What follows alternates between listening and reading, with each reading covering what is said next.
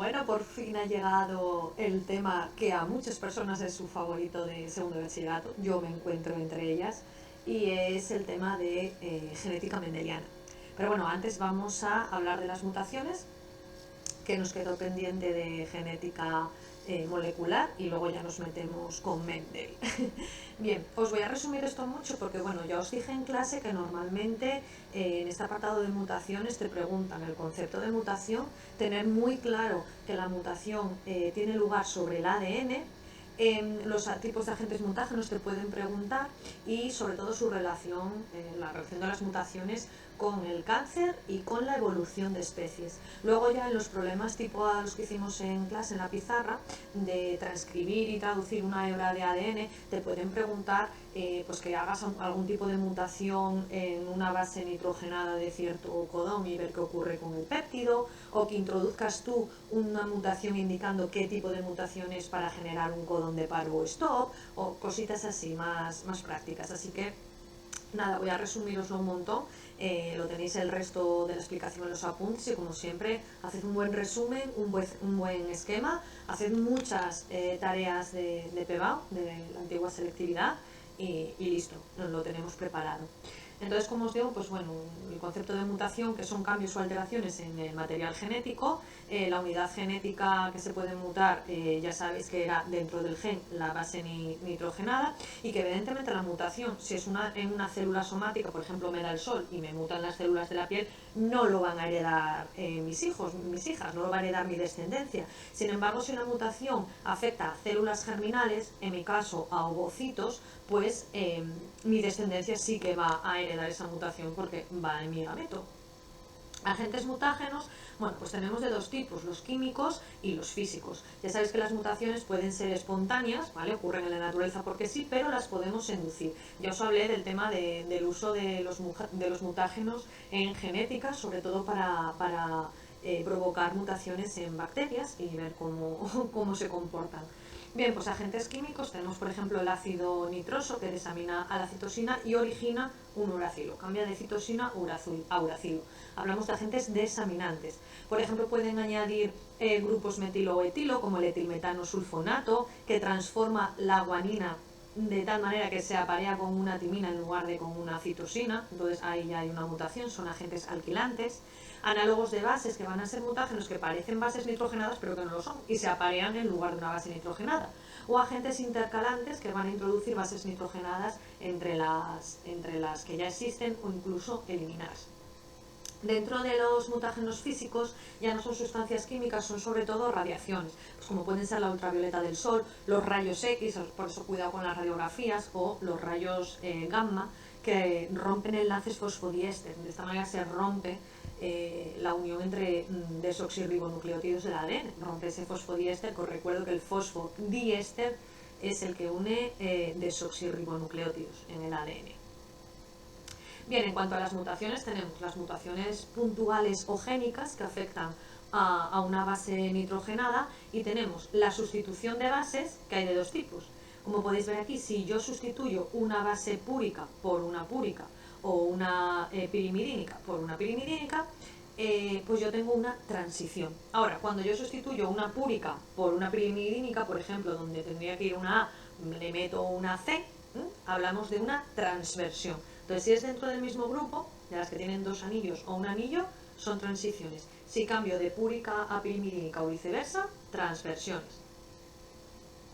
Y luego tenemos la adición de una base nitrogenada extra o de elección de una base nitrogenada. Por lo tanto, esto es muy interesante porque si yo hago una transversión o una transición, pues puede que no ocurra nada, porque como el código genético es degenerado, pues puede que el nuevo codón pase el nuevo triplete, se transcribe a un codón que me va a dar el mismo aminoácido. Entonces, pues mira, ni se nota. Pero en el caso de una adición o una deleción de bases nitrogenadas, al yo añadir me va a cambiar la pauta de lectura. Si yo iba 3 bases un codón, 3 bases un codón, 3 bases un codón, por ejemplo, metionina, leucina y solucina, y yo aquí le meto una, pues ya va a ser esta base y las dos que eran del primer codón. De tal manera que se cambia toda la pauta de lectura, ya todos los aminoácidos van a ser distintos, y por lo tanto el péptido el resultante va a ser totalmente distinto. Entonces, este tipo de mutaciones, las adiciones o deleciones, son, vamos, catastróficas para el individuo, ¿no? que las soporta. Luego, en cuanto a las mutaciones cromosómicas, hablamos ya no de bases nitrogenadas, como podéis ver en la imagen, sino de fragmentos de cromosomas. De tal manera que podemos hacer una delección, que es un fragmento del cromosoma, X número de bases nitrogenadas o genes, pues lo elimino, ¿vale? Aquí veis que ha desaparecido el fragmento D, aquí sería una E, evidentemente. Duplicaciones, yo cojo un fragmento, por ejemplo, los genes B y C, y los duplico, y ya tengo en el cromosoma nuevo A, BC, BC, una duplicación de fragmentos. Luego tenemos las inversiones. Las inversiones es, cojo un fragmento de cromosoma, ¿vale? De ADN, lo corto, lo giro y lo vuelvo a insertar. Cuando estas inversiones van a contener el centrómero, hablamos de una inversión pericéntrica. Y en este caso, ¿vale? Que es un brazo de la cromátida del cromosoma, no interviene o no contiene el centrómero, hablamos de una inversión paracéntrica. En el caso de las translocaciones recíprocas, lo que ocurre es que yo cojo un fragmento de un cromosoma, lo corto, cojo otro fragmento de otro cromosoma y los intercambio. Es como te cambio un cachito de cromosoma. Es algo parecido a lo que ocurre en la recombinación genética en la profase 1 de meiosis, solo que puede que estos cromosomas no sean homólogos y entonces pues sería un pascual, vamos, terrible. Y porque puede que esos fragmentos no sean los mismos genes, que es lo que ocurre con la recombinación. En este caso pues pueden ser también fatales. Bueno, aquí tenéis la transposición, que simplemente es un fragmento de un brazo del cromosoma, pues pasa al otro brazo, al otro lado del centrómero. Y por último tenemos las mutaciones genómicas, que ya afectan al número de cromosomas o incluso el número de juegos cromosómicos. Así, las euploidías, hablamos de que afecta el número de juegos cromosómicos, es decir, un individuo que por naturaleza es diploide, pues que sea triploide. Esto suele ocurrir porque en la meiosis de los gametos ha ocurrido un error en el cual los gametos, pues el gameto en lugar de ser haploide es diploide. Al juntarse con el otro gameto, un individuo triploide. Esto, como os podéis imaginar, en seres humanos no sigue adelante el embarazo, el embrión, pero en plantas sí puede ocurrir. Hay plantas cuya especie es diploide y que por un error, por una mutación, salen individuos triploides, generalmente son individuos de gran tamaño. Y las que sí que son más comunes en el ser humano son las aneuploidías, que afectan al número de cromosomas de un par en concreto. Las más normales son las monosomías, donde en un par, en lugar de haber dos homólogos, solo hay uno, y las trisomías, donde en un par de cromosomas, en lugar de haber dos, hay tres, que seguro que de estas os suenan mucho. Ejemplos, pues tenéis por ejemplo el síndrome de Down, que es la trisomía del 21, el síndrome de Patau con ese labio leporino que vimos en clase, que es la trisomía del 13, y luego son más comunes las aneuploidías en cromosomas sexuales. Ya sabéis que estas las tolera mucho el ser humano, ya que son un cromosoma, bueno, es un par de cromosomas heteromórfico, ¿vale? Tenemos el macho con el XY, que son distintos y las toleran mejor. Por ejemplo, tenemos el síndrome de Turner, que es mujeres con un solo cromosoma X, el síndrome de Klinefelter, que es el XXY, son varones con cierto retraso mental, obesidad, diabetes, etc. El triple X, que son las superhembras, mal llamadas para mi gusto, y el síndrome de Jacob o super machos, también mal llamado, porque bueno, pues son individuos que tienen normalmente retraso mental, en el caso de los XY, pues talla grande, alteraciones de la conducta, etcétera, etcétera. Y como os decía, pues dentro de las consecuencias hay que hablar un poquito de la evolución, porque ya os dije en clase, ¿verdad?, que la mayoría de las mutaciones, pues bueno, tenemos unos mecanismos para revertirlas y corregir esos fallos, porque al final una mutación es un fallo, ¿no? Entonces tenemos esos métodos celulares para revertirlas. De las que siguen adelante, pues muchas son neutras, no nos damos cuenta, ya que, como os cuento, el código genético es degenerado. Luego hay unas cuantas que son negativas, ¿vale? Son negativas para nosotros, que puede ser pues eso, que se forme un cáncer, algún síndrome de los que hemos visto, etcétera, etcétera. Y esporádicamente, durante la historia de la Tierra, ocurren mutaciones que en un determinado ambiente suponen una ventaja respecto a los individuos no mutados. En ese caso, cuando surge una mutación que otorga al individuo una característica más ventajosa que el del resto de individuos que tienen su ADN normal, pues se produce una selección natural hacia ese individuo mutado. Sobrevive más, deja más descendientes y por lo tanto pues su descendencia va a heredar la mutación. Con el paso de los años, de las décadas, de los siglos, de los miles de años, pues esa especie puede evolucionar hacia ese carácter mutado, o incluso se puede formar una nueva especie que difiera tanto de la original que se genere una nueva especie. Un ejemplo en el ser humano, por ejemplo, curioso, que dices, pues es verdad, los ojos azules. Los ojos azules es una mutación que en países nórdicos pues bueno, siguió adelante, ya que como tenían pocas horas de luz de sol, pues no suponía una desventaja y se ha ido perpetuando, ¿no?, en las distintas generaciones. Es muy curioso. Pues eso, aquí os hablo todo esto, os hablé también de que el hombre además utiliza, por ejemplo, en plantas y animales la selección artificial, en lugar de que sea el ambiente y la naturaleza quien decida qué caracteres o qué mutaciones son favorables, pues es el propio ser humano el que decide que esta planta me interesa porque crece muy rápido, o esta mutación que madure antes pues la selecciono, etcétera, etcétera, ¿no? Pues esta selección artificial la hacemos los seres humanos y sobre todo cruzamos individuos con características que nos interesan para tratar de buscar esa descendencia con características ideales.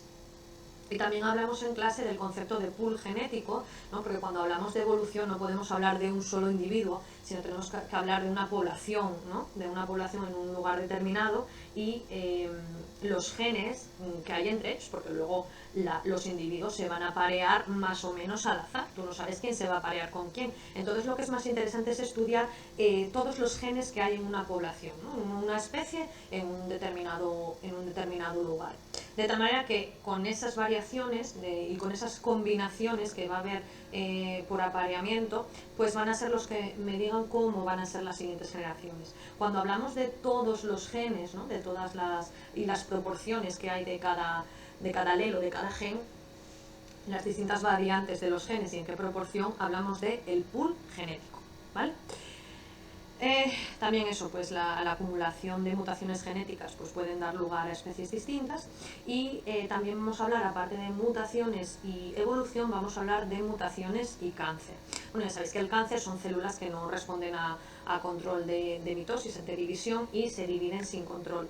Cuando se queda de manera localizada hablamos de un tumor benigno, y cuando se extiende a zonas aledañas incluso puede pasar a gran parte del cuerpo humano, pues hablamos de tumor maligno o cáncer.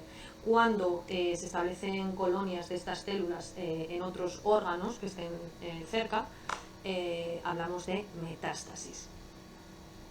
Bien, pues la alteración de estos mecanismos de control de división pues hacen que se transforme en una célula cancerosa, y atendiendo a esto pues hay varios conceptos. Los protooncogenes, que son genes normales implicados en el crecimiento y la diferenciación celular, todos los tenemos, pero luego tenemos los antioncogenes, que son genes normales que van a inhibir la proliferación descontrolada de las células. Hasta aquí todo bien.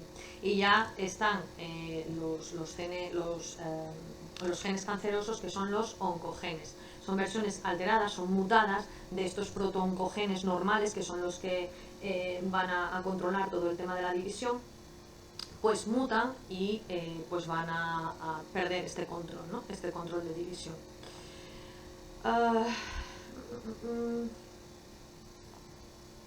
Aquí, bueno, hablamos un poco de que en la práctica todos los agentes mutagénicos son también agentes cancerígenos, pues si provocan una mutación puede ser una mutación en alguno de estos protooncogenes y se transformen en oncogenes.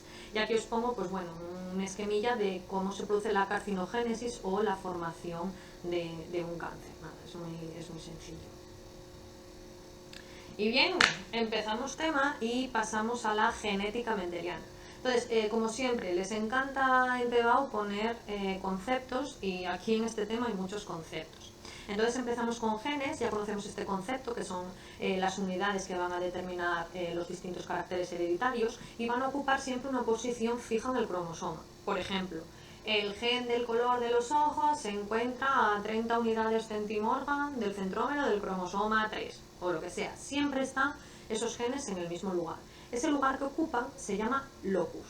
Bien, de latín. En plural, loci. Así que un gen ocupa un locus, dos genes ocupan dos loci. ¿Vale? Esto para que empleemos ya vocabulario técnico. Y luego, en cuanto al cromosoma en el que se encuentren, tenemos genes autosómicos, que se encuentran en los autosomas, y genes ligados al sexo, que son los que se encuentran en cromosomas sexuales. Luego los alelos, que son cada una de las variantes de un gen, las series alélicas que surgen cuando en un gen, en lugar de tener solo dos posibles variantes, pues hay más de dos variantes. Por ejemplo, el color de los ojos es una serie alélica, tenemos el marrón, el negro, el verde, el azul, etcétera, etcétera. Sin embargo, casi todos los que vamos a ver en problemas van a ser con dos alternativas, ¿no? Dos alelos. Por ejemplo, el color de los guisantes de Mendel, amarillo o verde. En fin. Luego tenemos que tener claro también que en especies diploides, en especies con dos jugos cromosómicos donde uno procede de la madre y otro procede del padre, para cada gen voy a tener dos alelos. Uno que estaba en el espermatozoide y otro que estaba en el ovocito. Así que podemos encontrarnos ante tres tipos de gen, ¿no? Tenemos los homocigotos, que van a ser individuos con los dos alelos iguales. Si ese alelo es el dominante, hablamos de un homocigoto dominante, y si ese alelo es el recesivo, hablamos de un homocigoto recesivo. Y la tercera posibilidad es el heterocigoto, que va a tener un alelo dominante y un alelo recesivo. También tenemos que tener claro el concepto de raza pura. Esto lo vimos en clase con las leyes de Mendel. Y es que hablamos de una raza pura cuando es esa raza o esa célula o ese individuo va a ser homocígota para todos los caracteres que estamos estudiando, ¿vale? Y luego, en cuanto a las interacciones génicas o alélicas, hablamos del tipo de herencia, que es lo que yo os cuento en los problemas. Poned siempre el tipo de herencia y luego los posibles genotipos y los posibles fenotipos. Pues bien, este tipo de herencia es la interacción génica o alélica. La más normal es la dominancia, donde un alelo va a ser más fuerte que otro, domina sobre otro. El alelo dominante se va a representar con la letra en mayúscula y el alelo recesivo se va a representar con la letra minúscula. De tal manera que el individuo homocigoto dominante y heterocigoto pues va a expresar el fenotipo dominante, porque va a enmascarar en los heterocigotos, en los híbridos, este alelo dominante A mayúscula va a enmascarar el efecto del recesivo y fenotípicamente no se va a expresar. Así que aquí, por ejemplo, pues tenemos este caso, ¿no? Donde tenemos un individuo homocigoto dominante, NN mayúscula, que es color negro, y un homocigoto recesivo, N minúscula, que codifica para el color blanco, que es el recesivo. Pues bien, si todos los gametos de este individuo van a ser N mayúscula y todos los de este van a ser N minúscula. Os recuerdo que cada gameto tiene un alelo de cada gen. Como en este caso son homocigotos, pues todos los gametos tienen el mismo alelo. De tal manera que toda la descendencia va a ser heterocigota. N mayúscula, N minúscula. Y en este caso, como hay dominancia, pues el alelo dominante, en este caso el de color negro, va a ser el que se exprese. Y el alelo minúscula, el de color blanco, está silenciado, ¿no? por ese gen dominante. Luego tenemos la dominancia intermedia o completa. Aquí se representan, como veis, ambos con letras mayúsculas, cada uno con la inicial de su palabra normalmente, ¿no? De su característica. Ya que como ninguno domina sobre otro, pues ambos con letra mayúscula. Cuando tenemos ambos con letra mayúscula, tenemos que distinguir estos dos casos, la dominancia intermedia o la codominancia. En la dominancia intermedia, como su palabra indica, la expresión del heterocigoto que veis ahí en la imagen es un rasgo, un fenotipo intermedio. En este caso tenemos el negro que codomina con el blanco, que tiene herencia intermedia, y algo intermedio entre negro y blanco es gris. El otro caso que lo tenéis aquí es la codominancia. En el caso de la codominancia ambos tienen la misma intensidad y aparecen juntos. No es algo intermedio, se expresan los dos por separado. En el caso de las vacas, pues vemos que los heterocigotos en este caso van a tener manchas de color blanco y de color negro, ¿vale? Esta es la diferencia. Luego ya sabréis, pues bueno, ese concepto de genotipo, que van a ser los distintos alelos que tiene el individuo en los distintos genes, y el fenotipo, que es la expresión o la manifestación física de ese genotipo. Y por último, para los problemas, pues bueno, saber que la generación parental van a ser los individuos que se cruzan y las descendencias van a ser las generaciones filiales 1, 2, 3 y todos los cruces que yo vaya haciendo. Bien, pues ya después de estos conceptos, que yo creo que más o menos están claros, nos metemos con las leyes de Mendel. Gregor Johann Mendel, ese monje naturalista que, como siempre digo, es el padre de la genética, aunque él no supiese lo que era un gen ni lo que era la genética, pero que con su paciencia y dedicación pues, nos sentó las bases que nos permitieron entender un poquito más la herencia de caracteres. Os resumo estas primeras partes de Mendel, porque bueno, pues, yo creo que esto es hacer simplemente el resumen, estudiarlo y ya está. Simplemente decir pues, bueno, que el método utilizado por Mendel pues tuvo éxito gracias a que acertó en muchas de sus elecciones, ¿no? El primero es que eligió el Pisum sativum, el guisante, que es de fácil cultivo, manipulación, además es una especie autógama, lo cual le permitió crear razas puras, que es de lo que partimos, pues se iba autofecundando hasta que dio estas razas puras. Además estudió caracteres que eran fácilmente diferenciables, pues aquí los tenéis como la forma, el color de las semillas, de las flores, la forma de la vaina, el tamaño y el lugar de floración de los tallos, etcétera, etcétera. Y además siguió una metodología experimental súper rigurosa. Solo analizaba un carácter y estaba venga y cruzar, hasta que obtenía una base, ¿no? un muestreo suficiente como para llegar a conclusiones. Los métodos estadísticos, además, estudiaba por separado la descendencia de cada planta. Pues con todas estas selecciones pudimos descifrar la base de la herencia, y os paso a contar un poquito las 3 leyes de Mendel que yo creo que todos y todas conocemos. La primera ley de Mendel la llamó el principio de uniformidad, y es que lo que hizo fue cruzar guisantes amarillos, como veis aquí, y guisantes verdes. Os he dicho que lo que hizo fue crear razas puras, es decir, eran homocigotos. Estos parentales, estos cruces primeros, los parentales eran homocigotos para los caracteres. De tal manera que cruzó guisantes amarillos y guisantes verdes y vio que la primera generación era 100% amarilla. Es decir, la primera generación era uniforme, deduciendo así que este color, el color amarillo, pues dominaba, ¿no? Era más fuerte que el color verde y que por eso toda la descendencia era amarilla. Hasta ahí llegó Mendel.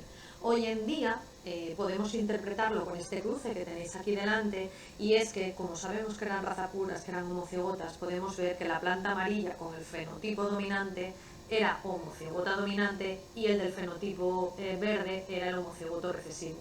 De tal manera que los gametos, tanto las zoosferas como los granos de polen, en el caso del parental amarillo, todos sus gametos llevan el alelo dominante, y el verde, todos sus gametos llevan el alelo recesivo. De tal manera que cruce la osfera con el grano de polen, que cruce, siempre va a ser un alelo dominante y un alelo recesivo. De tal manera que toda la F1 era heterocigota. Al ser heterocigota, el fenotipo que se expresa es el del alelo dominante, en este caso el fenotipo amarillo. La segunda ley o principio de segregación lo que hizo fue autofecundar la primera generación, la F1. Cogió los individuos y los autofecundó. De tal manera que reaparece en esta segunda generación filial, en esta F2, reaparece ese carácter que se perdió en la primera. En este caso reaparece el color verde. Y además lo hace siempre en proporción 3-1. Un 75% de la descendencia tiene el carácter dominante amarillo y un 25% tiene el fenotipo recesivo verde. Bien, esto es lo que dijo él, pues que segregaban, ¿verdad? Que se reaparecía ese fenotipo que estaba enmascarado en la primera generación, y lo hacía además en proporción 3-1. ¿Cuál es la interpretación? ¿Cuál es la explicación genética? Pues lo tenéis en este cruce. En este caso, los individuos amarillos son heterocigotos, son el producto de esta primera generación filial. Al ser heterocigotos, ya los gametos, ya las zoosferas y los granos de polen van a ser distintos. De tal manera que, como siempre, cada gameto va a llevar un alelo de cada gen, ¿verdad? La cancioncilla que siempre os hago yo, cada gameto, un alelo de cada gen. Bien, en este caso, en este parental, y lo mismo para el otro, porque es una autofecundación, es el mismo, la mitad de los gametos van a tener el alelo dominante y la otra mitad de los gametos van a tener el alelo recesivo. Así que vamos a tener todas estas posibilidades. Si yo elijo este primer gameto dominante, pues puede unirse con el gameto dominante de otro parental o el recesivo, y lo mismo con el recesivo. Daros cuenta que los heterocigotos, me da igual que sea el primero el alelo recesivo, en los heterocigotos por convenio siempre se pone la letra mayúscula primero. El alelo dominante siempre va primero en los heterocigotos, ¿vale? Para que no hagáis luego cosas que quedan visualmente extrañas. Así que tenemos un individuo, o bueno, un 25% de la descendencia tiene el genotipo homocigoto dominante, 2/4 o un medio tienen el genotipo heterocigoto, y un cuarto, o el 25%, tiene el genotipo homocigoto recesivo. Si lo pasamos a fenotipo, los tres primeros casos, tanto el homocigoto dominante como los dos heterocigotos, van a tener fenotipo amarillo, o lo que es lo mismo, 3/4, o lo que es lo mismo, el 75% de la descendencia tiene el fenotipo amarillo, y el 25% o un cuarto, o la proporción 1:3:1, esto es una proporción 3:1, tiene el fenotipo recesivo, el de color verde. Y pasamos a la tercera ley de Mendel o principio de combinación independiente. En este caso lo que hizo fue estudiar no solo un genotipo, sino estudiar un carácter, sino estudiar dos caracteres, bien, dos caracteres sencillos, para ver si se influían uno en el otro. Y a la conclusión a la que llegó es que los caracteres se van a transmitir a la descendencia de manera independiente, ¿vale? En combinación independiente. Pues bien, ¿qué fue lo que hizo? Lo que hizo fue, cruzó de las primeras líneas de esas razas puras, se fijó en dos caracteres, no solo en el color. Cruzó un parental amarillo y con la piel lisa, y un parental verde con la piel rugosa. Bien, y observó que, siguiendo la primera ley de Mendel, en la primera generación filial, toda la descendencia, el 100%, era uniforme, en este caso amarillo y lisa. Por lo tanto, ya podemos deducir que los caracteres dominantes, los que tienen más fuerza, son color amarillo y textura lisa. Bien, de tal manera que los caracteres verde y rugoso desaparecían en esta primera generación filial. Y lo que hizo fue, de esta F1, volver a hacer la segunda ley de Mendel, pero cuando es hacer la primera y segunda ley de Mendel, pero en lugar de con un carácter, con dos caracteres a la vez. Cogió estos diheterocigotos, aunque él no sabía cómo eran los genes, simplemente eran amarillos lisos, y los cruzó consigo mismo, ¿vale? Los autofecundó entre ellos. De tal manera que la descendencia, la proporción de la descendencia al final quedó en 9:3:3:1, frente a la 3:1 de la segunda ley de Mendel. En este caso, 9/16 de la descendencia eran amarillo lisos, 3/16 amarillo rugoso, otros 3/16 verde liso, y un 16 era verde rugoso. Bien, pues estas proporciones dio con ellas. ¿Cuál es la interpretación? ¿Cuál es la explicación? Pues aquí lo tenéis, ¿no? En este cuadro de Punnett. Los gametos para este parental amarillo liso, como cada gameto tiene un alelo de cada gen, en este caso estamos estudiando dos genes, así que cada gameto va a tener dos alelos, uno de cada gen. Pues bien, en este caso, todos los gametos van a ser A mayúscula, R mayúscula, un alelo de cada gen, y en este caso todos los gametos van a ser A minúscula, R minúscula. Bien, al cruzarse me dan este individuo. Pero es que este individuo de la F1 va a tener distintos tipos de gametos. En concreto va a tener 4 tipos de gametos, porque para el color el gameto puede tener el alelo dominante o el recesivo, y para la textura lo mismo, puede tener el alelo dominante o el recesivo. Así que los gametos son estos: el que tenga A mayúscula, R mayúscula, A mayúscula, R minúscula, A minúscula, R mayúscula y A minúscula, R minúscula, ¿vale? Ya sabéis, bueno, yo en clase en lugar de la R utilicé la L mayúscula, porque como el carácter dominante es el liso, pues me parece más correcto utilizar la letra L, la de liso. Lo que pasa es que, bueno, pues tipográficamente a ordenador la L mayúscula y la L minúscula con algunas tipografías no se distinguen mucho, y por eso creo yo que han puesto la letra R. Pero bueno, ya sabéis que yo lo pongo con la letra R. Así que, si yo tengo todos estos gametos de un parental y los cruzo con todos estos gametos del otro parental de manera aleatoria, me van a dar estos organismos. El genotipo, pues bueno, en este caso sería A mayúscula, mayúscula, R mayúscula, R mayúscula. Esto ya lo habéis visto en clase, en el dibujo que os hice en el iPad. Para que entendáis los genotipos, simplemente los genotipos vienen de cruzar cada columna con cada fila, y fenotípicamente voy a tener 9 individuos amarillos lisos, 3 amarillos rugosos, 3 verdes lisos, como podéis ver aquí, y 1 verde rugoso. Así que esta es la proporción 9, 3, 3, 1 que ya Mendel dilucidó al contar, ¿no? Al contar las plantas resultantes. Bien. ¿Qué hizo después? Lo que hizo fue un cruzamiento prueba. Y es que quería corroborar este principio de combinación independiente para ver si en otros casos iba a ser igual, y lo que hizo fue cruzar este individuo de la F1 con su parental recesivo, con el parental que tenía menos fuerza en sus caracteres, que desaparecían. Digo, voy a cruzarlo con el parental con el cual desaparecían sus caracteres, con el parental que tenía menos fuerza, a ver qué ocurre y a ver si se agregan de manera independiente de verdad. Este cruzamiento prueba, un cruzamiento prueba no es más que cruzar un individuo que yo desconozco su genotipo, cruzarlo con el homocigoto recesivo. Bien, en este caso, como el homocigoto recesivo es el parental, hablamos de un retrocruzamiento. Pero cruzamiento prueba es cruzar con un homocigoto recesivo. Cuando este homocigoto recesivo, cuando este cruzamiento prueba, el individuo con el que yo lo estoy cruzando homocigoto recesivo es el parental, se le llama retrocruzamiento, ¿vale? Que son dos cosas distintas. Bien, pues ¿qué pasa? Si yo tengo un individuo problema con el carácter dominante, vamos a pensar solo ya en un carácter solo, ¿vale? Para no liarnos.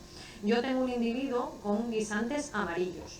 Claro, pero es que de guisantes amarillos puede ser homocigoto dominante o heterocigoto, ¿verdad? ¿Y eso cómo lo puedo saber? Pues al cruzarlo con el homocigoto recesivo, en este caso con el de color verde, A minúscula, yo lo cruzo y observo la descendencia. En caso de que fuese homocigoto dominante el de color amarillo, toda la descendencia sería heterocigota, ¿verdad? Sería el caso de la primera ley de Mendel.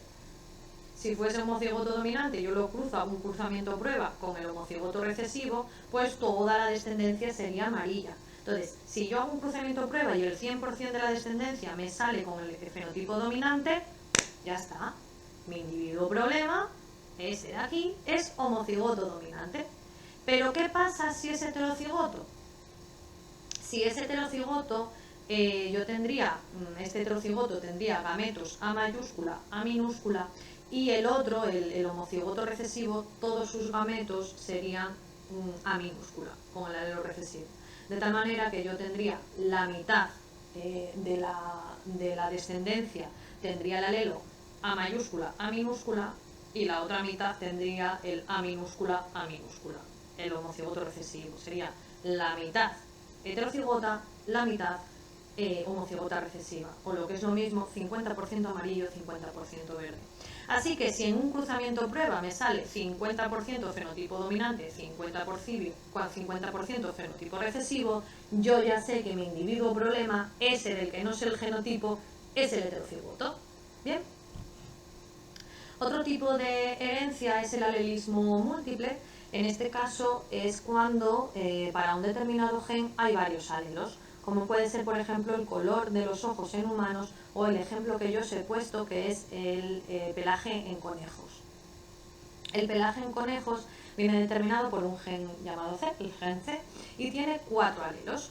Uno dominante, otro el CCH, que el homocigoto da para la coloración chinchilla, que como veis aquí es de color gris, un C supra H, que es el homocigoto da el patrón Himalaya, que son las puntas así más coloreadas y el centro del cuerpo blanco, y el alelo C minúscula sin más, que el homocigoto da albino, da color blanco puro. Y esta es de aquí la dominancia. El C mayúscula domina sobre todos los demás, el chinchilla sobre el Himalaya y el Himalaya sobre el albino. Bueno, pues con este patrón es igual que los otros, simplemente haciendo como siempre, esta es el tipo de dominancia. Lo que habría que hacer es la tablita que siempre hacemos de posibles genotipos y posibles fenotipos, tener claras las distintas combinaciones y una vez que me haga mi problema, pues siempre tirar de ese cuadrito que lo voy a recuadrar y lo voy a tener ahí súper claro para no liarme con las distintas coloraciones. Evidentemente, si por ejemplo yo tengo un chinchilla albino, heterocigoto chinchilla albino, me va a dar el fenotipo chinchilla que domina. Si yo tengo un Himalaya chinchilla, me sigue dando chinchilla. Si tengo un dominante y cualquiera de los otros tres, me va a dar siempre el pelaje negro, ¿vale? Entonces es ir mirándolo, comparándolo 2 a 2, porque eso sí, puede que el gen tenga 4 alelos, pero cada individuo va a tener solo 2 alelos de cada gen, uno del padre y otro de la madre. Entonces mirar la dominancia que tengan esos dos y ya está. Como siempre os digo, la tablita con los posibles genotipos y fenotipos para no liaros y no tendréis problemas. Bien, luego otro tipo de herencia no mendeliana, porque esto es herencia no mendeliana, ¿vale? Tanto el alelismo múltiple como los genes letales son tipos de herencia que no siguen las leyes de Mendel, es decir, estamos viendo las excepciones a las leyes de Mendel. Los genes letales pues suelen ser generados por una mutación y van a provocar la muerte del organismo que los porta. Entonces, vamos a tener como 2 tipos. Los genes alelos dominantes, que van a provocar la muerte del organismo de manera prenatal en el embrión, ¿vale? Ya propiamente dicho, en cuanto se forma ese embrión, se produce un aborto, o llegan a nacer pero mueren muy pronto, no llegan a la edad adulta. Por lo tanto, ese alelo letal dominante no se llega a perpetuar en las siguientes generaciones porque al individuo no le da tiempo a reproducirse, ¿vale? No llega al estado adulto y en esa misma generación este alelo letal dominante desaparece. Un ejemplo es la enfermedad de Huntington, que acorta la vida y provoca un movimiento exagerado de las extremidades y muecas repentinas, etcétera, etcétera. Pues es un gen letal que los individuos no llegan al estado adulto. Y luego tenemos los alelos letales recesivos, ¿vale? En este caso los individuos sí sobreviven y solo se manifiestan, como son recesivos evidentemente, solo se manifiestan en homocigosis. Entonces, si yo tengo un heterocigoto con un letal recesivo, pues no pasaría nada, lo portaría, pero ya está. Pero en homocigosis son letales y mueren. De tal manera que los heterocigotos portadores, que es lo que tenéis aquí en el ejemplo, ¿vale? Este A supra Y es el gen letal, pues ellos viven, pero al cruzar la descendencia, como los gametos de cada uno son AYA, y AYA, en este caso, un cuarto de la descendencia, un 25%, va a ser homocigoto para el gen letal y por lo tanto muere, ¿vale? Muere siendo un embrión, no llega a nacer y muere. De tal manera que las proporciones varían, porque ahora va a ser una segregación 2-1, siendo ambos progenitores heterocigotos, que según Mendel esperaríamos una proporción 3-1 fenotípica y 1-2-1 genotípica, pues pasa a ser una proporción 2-1. Así que si vemos una proporción 2-1, pues nos huele ya a genes letales, ¿verdad? Pues esta es la explicación, porque en homocigosis muere. Y luego tenemos la genética del sexo. No me voy a meter demasiado con la determinación del sexo, esto es amplísimo en verdad. Os he querido dejar algunas anotaciones, pues bueno, pues si seguís con carreras de ciencias y de ciencias biológicas sobre todo, pues que os suene, ¿no? Que cómo se determina el sexo, porque siempre pensamos que es XY y ya está. Y no, esto varía de unas especies a otras. Entonces os voy a hacer un poquito de determinación del sexo y luego ya nos metemos en los problemas que tenemos. Herencia ligada al sexo, ligada a cromosomas sexuales, van a ser genes que están en cromosomas sexuales, y herencia influenciada por el sexo. En este caso los genes están en autosomas, pero en varones y en mujeres o machos y en hembras no tienen las mismas consecuencias. Entonces, ligados al sexo están en cromosomas sexuales, influenciados por el sexo están en autosomas, pero el hecho de ser hombre o mujer influye. Entonces, pues bueno, en cuanto a la determinación del sexo tenemos la determinación cromosómica, que lo van a determinar, es la más habitual y lo determinan los cromosomas sexuales. Por ejemplo, tenemos sexos donde lo determina solo un cromosoma X, de tal manera que los individuos X0, los que tienen solo un cromosoma X, son machos y los que tienen XX son hembras. Luego tenemos el nuestro, el típico, ¿verdad?, que todos conocemos, que está determinado por dos cromosomas, el X y el Y. En el caso tenemos de las mujeres, de las hembras, que son XX, y los machos XY. Hablamos de un sexo heterogamético. En mamíferos y en especie humana es así. Pero a veces en las aves es al revés, y el XX es para los machos y el XY es para las hembras. Así que esto no es siempre igual.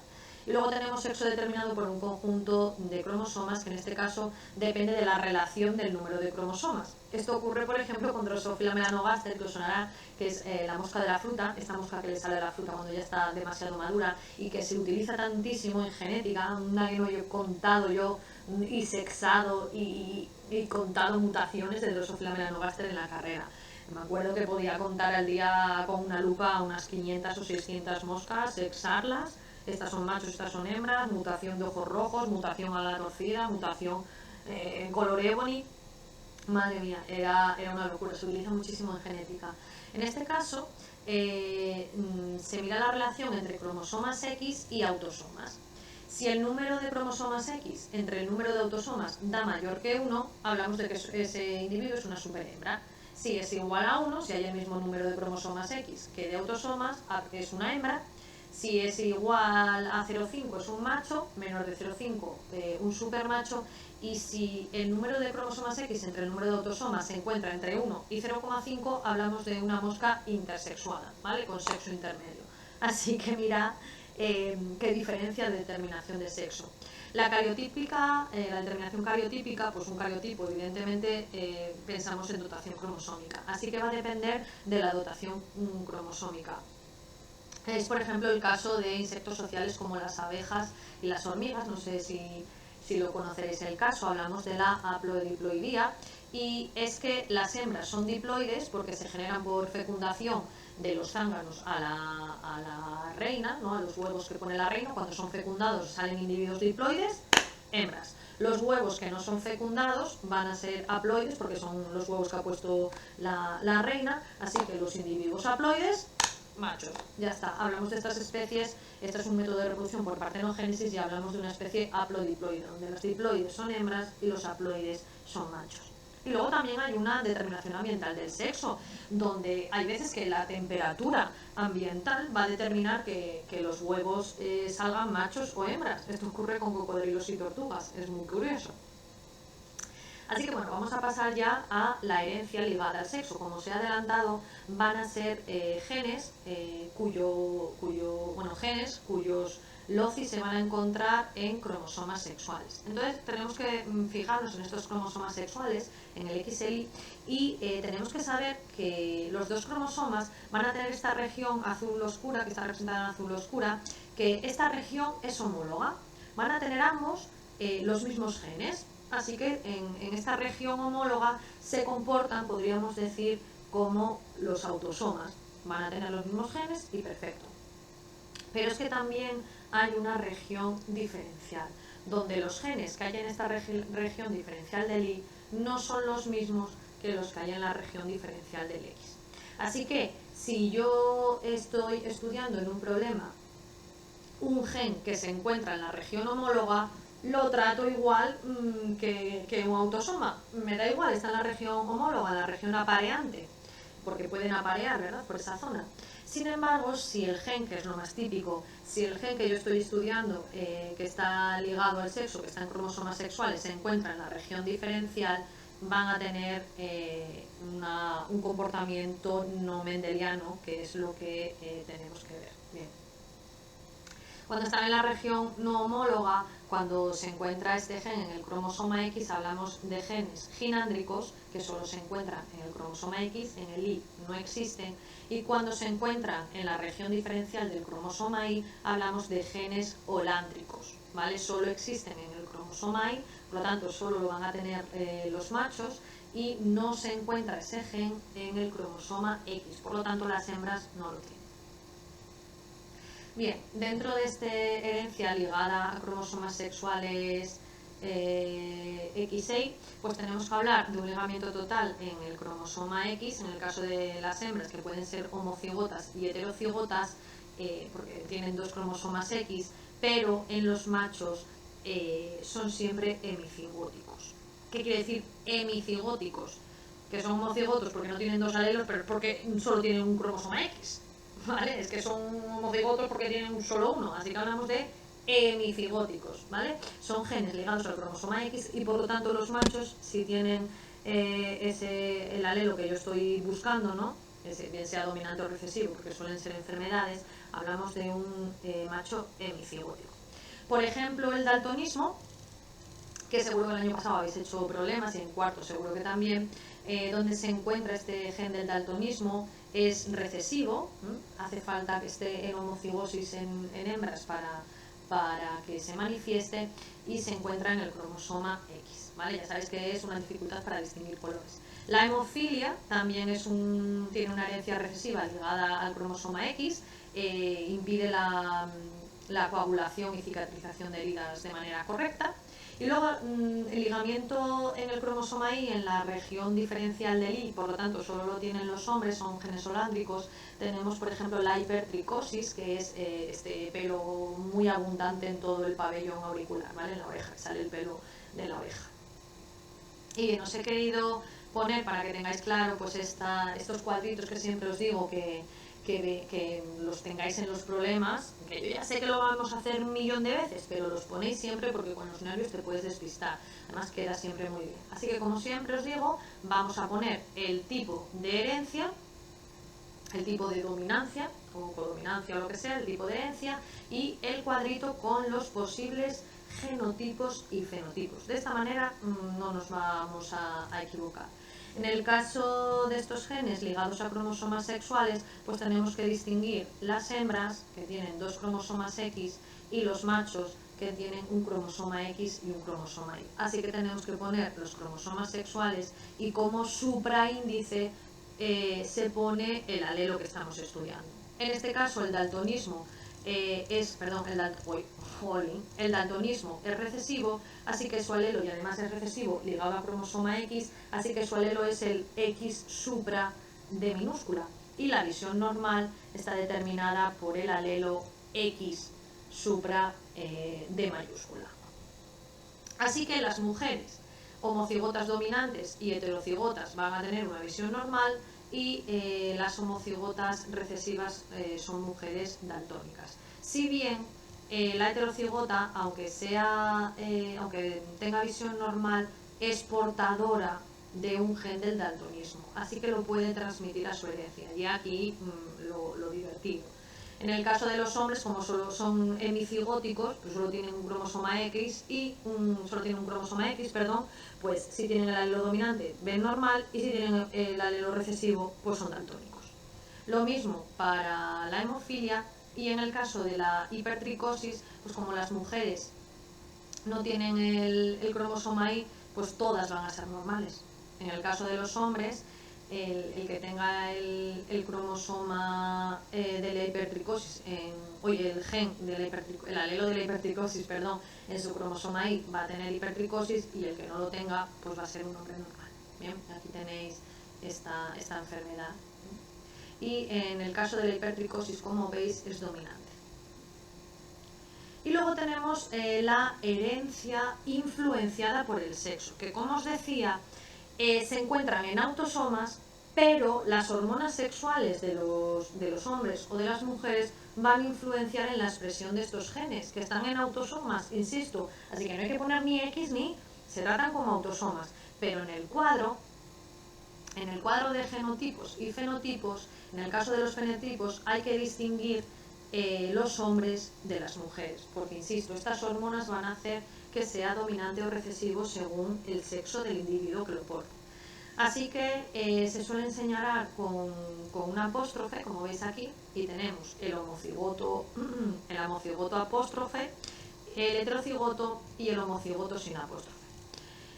De tal manera que el gen de la calvicie, que es este, el que tiene apóstrofe, si es homocigoto dominante, en los hombres va a ser calvo y en las mujeres también, no le queda otra. Y si tiene el homocigoto recesivo, es decir, no tiene el alelo de la calvicie, pues los hombres ni van a ser calvos y las mujeres tampoco. Eso está claro, el homocigoto dominante calvo y el homocigoto recesivo con pelo. Pero ¿qué pasa? La gracia, ¿no? La magia de la herencia influenciada por el sexo viene en el heterocigoto, en el genotipo heterocigoto. Como en los hombres este gen de la calvicie es dominante, pues van a ser calvos. El heterocigoto son calvos. Pero en el caso de las mujeres, este alelo es recesivo. Por lo tanto, el heterocigoto es con pelo. ¿Bien? Porque va a dominar el gen normal sobre el de la calvicie. Por eso no se pone mayúscula y minúscula, porque es que en los hombres es dominante y en las mujeres es recesivo. Entonces, el homocigoto dominante para los hombres es calvo y en las mujeres el homocigoto recesivo, porque en este caso para las mujeres es recesivo, también es calvo. ¿Vale? ¿Queda claro? Bueno, y yo y mis paranoias. Pues no tengo el gen de la calvicie y me lavo el pelo con Pantene. Pues ya está. Pasamos entonces a la herencia de grupos sanguíneos. Bien, en este caso, la herencia de grupos sanguíneos, sabéis que viene determinado, bueno, tenemos dos sistemas, el sistema AB0, que consiste en si yo tengo en mis glóbulos rojos proteína A o B o las dos o ninguna, y el sistema RH, que es un tipo de proteína, la proteína Rhesus, que o la tengo o no la tengo. En el caso del sistema AB0, que es el más típico, el tipo de dominancia es este que tenéis aquí. Se utiliza la letra I mayúscula por la inmunoglobulina, que es la proteína que tienen los glóbulos rojos. Así que se utiliza la letra I con un supraíndice según el tipo de inmunoglobulina que tenga. En este caso es muy curioso porque veis que es un alelismo múltiple, son 3 alelos, pero es que además la dominancia entre ellos va a ser distinta. De tal manera que el alelo para la inmunoglobulina A y la inmunoglobulina B son codominantes, es decir, en el caso del heterocigoto se expresan los dos, el eritrocito va a tener las dos proteínas, es igual que la vaca con manchas blancas y negras, y la inmunoglobulina sin proteína es recesiva, va a ser la A y la B dominan sobre la no proteína. Así que los distintos genotipos que tenemos son estos. El homocigoto dominante con la A y el heterocigoto con la A va a ser del grupo A, el fenotipo grupo A.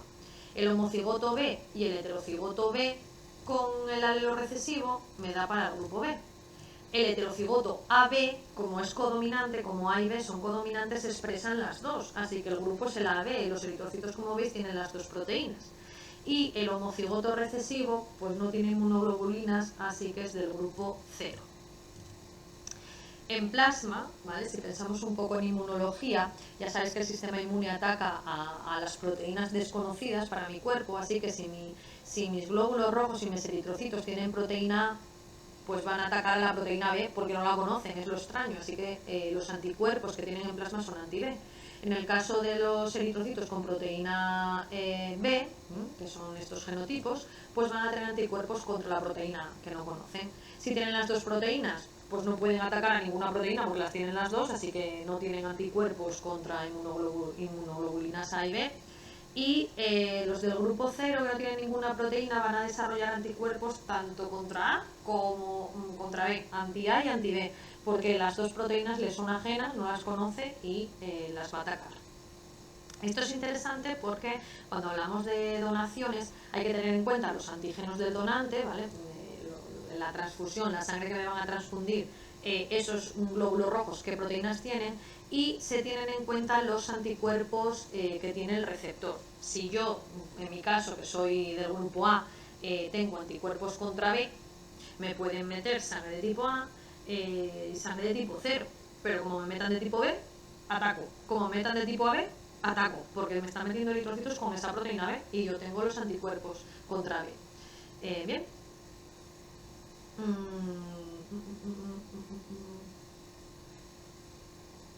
Mira tú, donar es vida. El otro tipo de grupo sanguíneo que tenemos es el sistema RH o Rhesus. En este caso va a ser un alelo R, ¿vale? Que codifica para una proteína. De tal manera que es dominante, el antígeno D tiene una herencia dominante. Así que si el genotipo es homocigoto dominante o heterocigoto, va a tener esa proteína de ese antígeno D, así que es del grupo RH positivo, y si es homocigoto recesivo, es RH negativo, ¿vale? No tiene antígeno. Lo curioso del RH, y con lo que hay que tener cuidado, es la incompatibilidad del RH durante el embarazo, que yo creo que os suena, y es que cuando una mujer embarazada es de RH negativo, tiene anticuerpos contra RH. Ahora imagínate que el bebé es RH positivo. Entonces, durante el embarazo, los glóbulos rojos del feto pueden pasar a la sangre de la madre a través de la placenta y entonces van a entrar esos glóbulos rojos con el antígeno D, y la madre, su sistema inmunitario, las va a tratar como sustancia extraña, va a generar anticuerpos anti-RH contra esas células sanguíneas fetales, y estos anticuerpos pueden pasar de nuevo a través de la placenta hacia el feto. Los anticuerpos destruyen los glóbulos rojos del bebé, se descomponen y producen bilirrubina. Esto hace que el bebé pues nazca con la bilirrubina alta, que se conoce como ictericia, ¿verdad? Y lo tienen que tener en tratamiento. Entonces, esto a menudo los bebés primogénitos no se ven afectados, ya que la primera vez que la madre entra en contacto con estos eritrocitos, con el antígeno D, pues tarda un tiempo en generar los anticuerpos. Entonces, pues puede ser que no ocurra nada. El problema es cuando yo ya soy madre, tengo los anticuerpos contra RH, me vuelvo a quedar embarazada y mi hijo vuelve a tener el RH positivo. Como yo ya tengo los anticuerpos creados, pues le afecta en mayor medida. Para esto se utiliza un medicamento que se llama el ROGA y pues lo que hace es eliminar estos anticuerpos, ¿verdad? Normalmente los bebés que nacen con ictericia se les da fototerapia, se utilizan luces y para eliminar la bilirrubina. Otros ejemplos así de herencia en humanos, por si os caen en problemas, pues por lo menos que os suenen. Dentro de la herencia mendeliana tenemos enfermedades que están codificadas por alelos dominantes. La enfermedad de Huntington, el hoyuelo en el mentón es dominante, el pico de viuda, que es este nacimiento de pelo aquí muy triangular, las pecas en la cara, el lóbulo suelto, así colgante. No sé si sabéis que hay un lóbulo que es así muy pegado, como lo dibujamos de pequeños, ese es el lóbulo pegado. La sesdactilia, ¿vale? Los 6 dedos en la mano. Y luego tenemos caracteres autosómicos recesivos, por ejemplo la fenicetonuria, galactosemia, incapacidad de plegar la lengua. Plegar la lengua es dominante, ¿vale? La incapacidad, que soy yo, es recesiva, el pulgar extensible, etcétera, etcétera, etcétera. Así que con esto ya hemos visto toda la herencia mendeliana y la herencia que nos sigue las leyes de Mendel. Me queda hablar de la teoría cromosómica de la herencia, pues en la cual os decía que Mendel no tenía mucha constancia ni de los genes, ni de la meiosis, ni de nada, pero a comienzos del siglo XX se empezaron a ampliar estos conocimientos sobre meiosis y se empezó a estudiar las leyes de Mendel respecto, o sea, desde otro punto de vista, ¿no?, de la genética, y se hablaban de que estos factores hereditarios de los que hablaba Mendel pues se localizaban en los cromosomas y son los genes. Bien. Para cortar el tiempo entre generaciones y trabajar en el laboratorio de forma más cómoda, pues Morgan utilizó Drosophila melanogaster, que ya os digo que se utiliza muchísimo en genética, porque se cultiva, se cría muy rápido, ocupa muy poco espacio, tiene un ciclo reproductivo súper rápido, ya veis que pone aquí hasta 1000 huevos cada 15 días, y solo tiene 4 pares de cromosomas, así que facilita su estudio.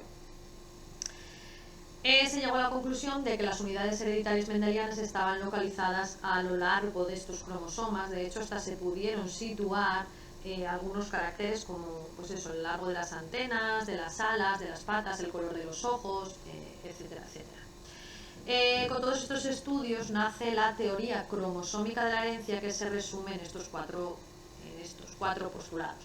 Los factores hereditarios o genes están en los cromosomas. Cada gen ocupa un lugar o locus determinado en el cromosoma, y ese es el suyo.